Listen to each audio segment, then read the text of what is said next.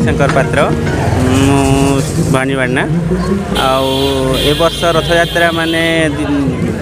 2 वर्ष जो कोविड पाई बंद थिला माने सब भक्त माने बहुत गुड़े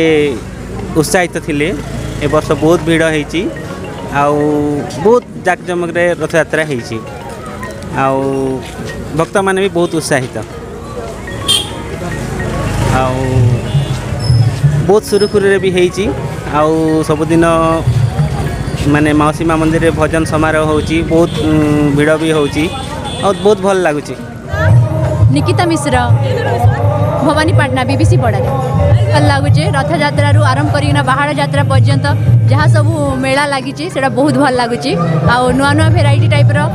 जिनिस आई आम देखुचु आम बहुत भल लगुच आसिक भजन संध्या डेली हो माने 8 दिन